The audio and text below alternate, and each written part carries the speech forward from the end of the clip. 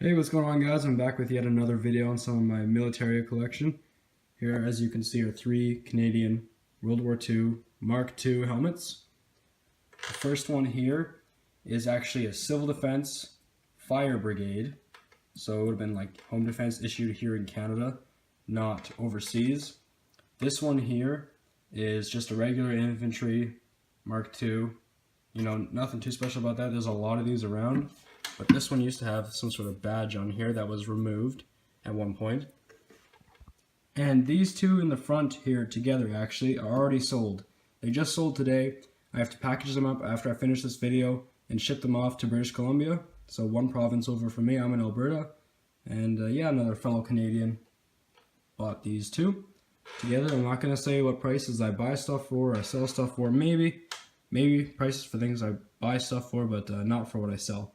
So yeah, these two are sold, and they're going to be gone after this video is finished. But I still have this one. It's my first World War II Canadian Mark II ever, and it's also one of the first 2 helmets that I ever got in my collection. You guys actually have not seen this one with a camo net yet. This is a World War II Canadian 3-tone camo net. As you can see, it's 3 tones here rather than some people mistake it for being 2. I can see why if you take it out of the light, it just looks like 2 kind of. But under light you can see there's burgundy, brown, green. So yeah, it's in really, really nice shape other than this one little rip right here. It's complete. The last one I had on another helmet that I sold, the whole top was ripped off and there was other parts just ripped off. And yeah, this was one of the nicest I've had. I'm looking for one with scrim actually, which is all the pieces coming off the camo net that are tied to it. And I had the chance to get one, and I missed it. It sold on eBay, so I'm kind of upset about that. But anyways, yeah, picked that up. Looks really nice. And now I'll go through each one and show you. And yeah, here we go.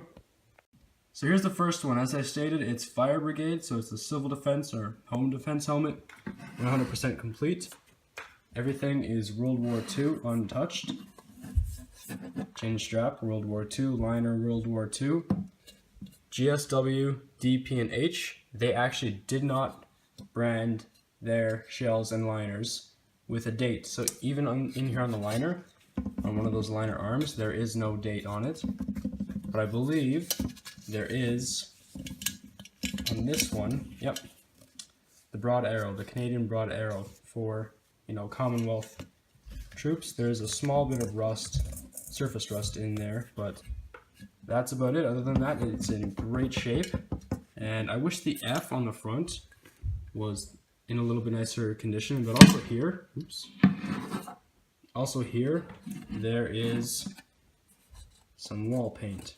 I don't know how or why, but this kind of like drips everywhere. I guess someone was painting and splattered on it. But yeah, you can't really notice it on the front, so it's perfectly fine for display. But yeah.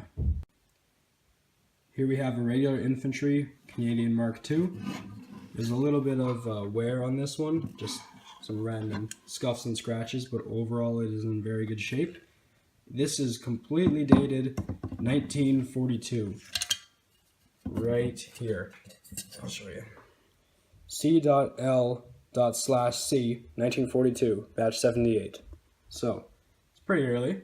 The broad arrow, I guess they messed up on the ink stamp here, and for some reason it's right across the whole chin strap. I don't know how or why, but anyways, World War II chin strap, dated 1942, right in here. It's actually under the 2 right there, so I have to move this piece. But anyways, it is dated 1942 completely. And it's in actually very good condition. Complete World War II untouched. That's the back. I laid it down. But there you go. I wonder what that badge used to be. That would be cool to know. But anyways, moving on to the next helmet. Here is the one that I've had for a very long time. And some of you guys have seen in the previous video. I'll show you here. There's a little bit of paint missing along the back side, and that is due to a paint ripple that was there when my dad got it for me. He thought, oh, maybe I can just sand down that paint ripple and fix it. But He sanded it down a little bit too much, so it's missing a little bit of paint there, but it's okay because the camo net covers it and it sits this way on the shelf. This is also another complete 1942 dated Canadian Mark II. This one's got a little bit more wear than the other one, so I know it was used a lot more. 1942 in the liner, 1942 on the shell. I'm not going to take the camo net off. And I believe there is a broad arrow on this as well, if I can find it. Yeah, right there. Broad arrow. It's kind of faded because it's of use, but it's there, and it's a nice lid. So, there you go. Let me just show you a quick comparison of the difference between these two helmets. It's very small, but different makers often just do different things with how they produce the helmet. There's a couple things here you might already see. If you look at this liner, this is the regular Infantry. And then this is the Fire Brigade. The first thing is, see these little pads here that keep the liner to the helmet and you know, keep your head kind of protected and padded from just this metal shell. It also varies from like different liner size, but also different makers. This maker put theirs kind of at the very top, as you can see, and this maker put theirs down further in the helmet. Another difference is actually where the chin straps get hooked onto. You see the difference there?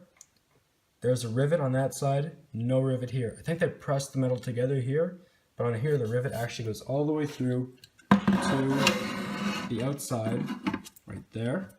Whereas on this one, no rivet. See the difference?